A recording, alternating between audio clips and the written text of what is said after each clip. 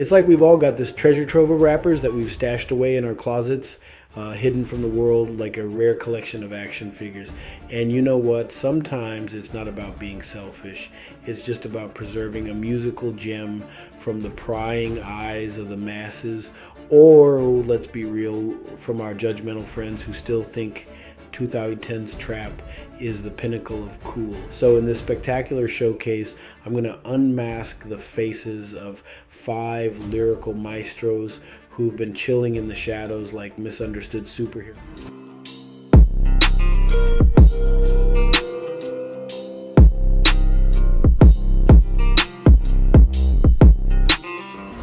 First on this list is Necro. He's a rapper that's known for beefing with Adam 22 in recent times, but also known having song in the movie Goons with a song called Fucking Head Split, which is a crazy good song. So let's dive into him. Picture this: a young Necro growing up in the Glenwood houses where he lived for a solid 8 years of his childhood. It was like his personal training ground before he packed his bags and moved to Canarsie, Brooklyn. Because, you know, every rapper needs a change of scenery to add to their street cred. But the twist here is that Necro's background is as diverse as his rhyme schemes.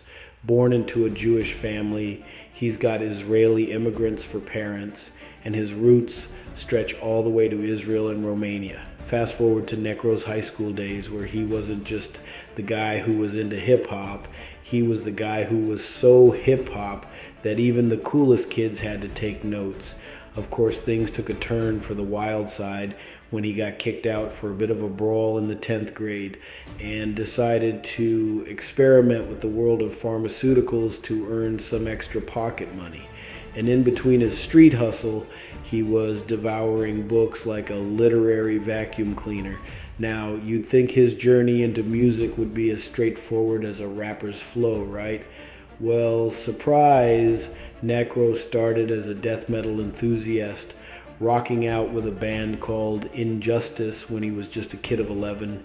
He went from Mad Mooney, a character from a Clive Barker book, to the jaw-dropping Necrophiliac, inspired by none other than the iconic Slayer song. From there, Necro embarked on a journey that would see him tackle topics that ranged from Manson murders to cannibalism, bondage to revenge tales, and even water sports. Now, don't let the serious topics fool you. Necro's got a sense of humor as bold as his beats. Take, for instance, his experience touring with the Sounds of the Underground. He left the tour, not because he was booed off the stage, but because the emo kids just couldn't handle his hardcore hip-hop energy. Some of my favorite projects by him are I Need Drugs and Gory Days.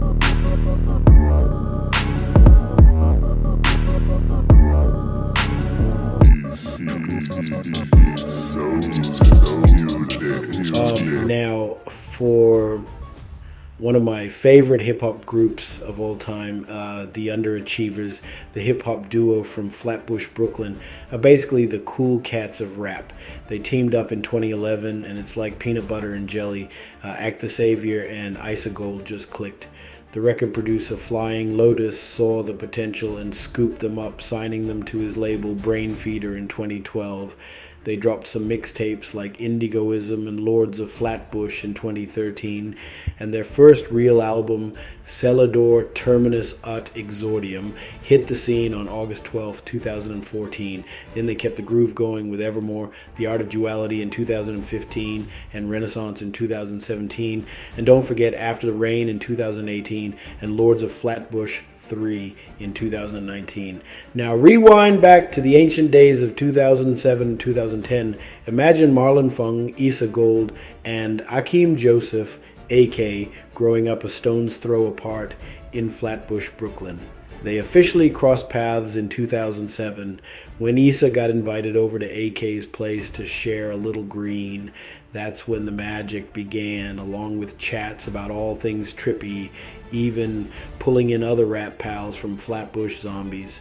fast forward to 2011, 2012. AK, the young rapper, started spitting rhymes at 11. Imagine a tiny rapper with a big dream. Issa Gold took a little longer to catch the rap bug, getting serious about it in late 2011. It wasn't until a producer waved their magic wand that they decided to join forces as the Underachievers. And there you have it. The dynamic duo was born.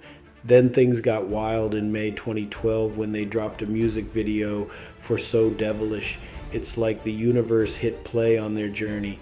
They caught the attention of Flying Lotus, who was basically their fairy godmother.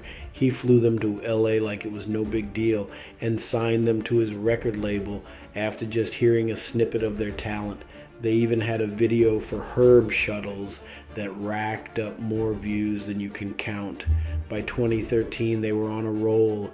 They released their trippy mixtape Indigoism, filled with mind-bending lyrics, and even went on tour with the likes of Joey Badass, Pro Era, and Flatbush Zombies. They sprinkled their magic all over the place with more mixtapes like Lords of Flatbush, and by 2014, they were dropping their debut album Cellar Door, and the saga continued with Evermore, The Art of Duality in 2015, Renaissance in 2017, and more musical goodies sprinkled in between.